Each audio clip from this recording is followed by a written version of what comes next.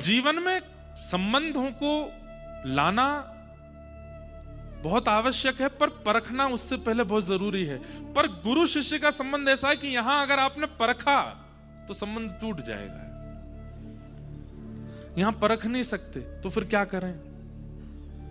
बोले केवल वचनामृतों को सुनिए और वचनामृतों को सुनकर के अपने हृदय में झांक करके देखिए क्या अनुभव करते हैं आप। जितना विषय चिंतन पहले था प्रवचन सुनने के बाद भी उतना ही है तो ये गुरु श्रेष्ठ नहीं। उनके प्रति ऐसी भावना मत रखो कि ये गुरु श्रेष्ठ नहीं, पर शायद इनके प्रति मेरा शिष्यत्व नहीं बन पाएगा, ऐसी भावना रखो।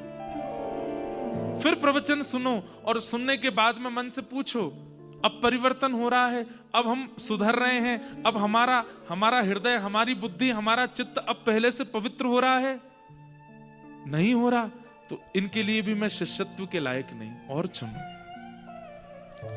जहां ऐसा लगे कि मन स्थिर हो गया है, अब विषय चिंतन नहीं होता, अब वाणी गुरु की सुनते हैं पर याद ठाकुर जी की आती है, वाणी गुरुदेव की सुनते हैं पर चिंतन ठाकुर जी का होता है, नेत्र सजल हो जाते हैं, शरीर स्थिर हो जाता है, विषय भोगने की इच्छा नहीं रह जाती है। समझ जाइए यही गुरु है। उनके प्रभाव पर आकर्षित मत होइएगा, उनकी वाणी से अपने चित्त की स्थिति का दर्शन कीजिएगा, तब गुरु बनाइए। लोग प्रभाव देख करके गुरु बना लेते हैं, पछताते हैं बाद में। वैसे तो ये बात कहने की, पर गुरु आश्रय में आने के बाद में आहा, यही श्याम चरण दास जी सहजोबाई के गुरु जी, इन्हीं की परंपरा है जयपुर में सरस निकुंज कुंज, और उसी परंपरा में एक बहुत सुंदर पंक्ति गाते हैं, सद्गुरु शरण में, सद्गुरु शरण में सभी फल मिलेंगे,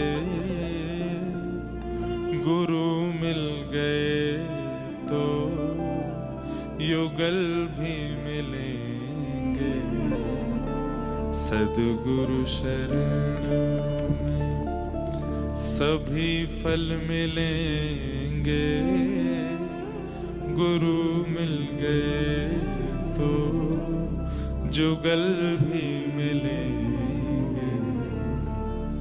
मनोरथ सफल होंगे, घबराना दिल, मनोरथ सफल होंगे, घबराना दिल, मनोरथ सफल होंगे, घबराना दिल, मनोरथ सफल होंगे,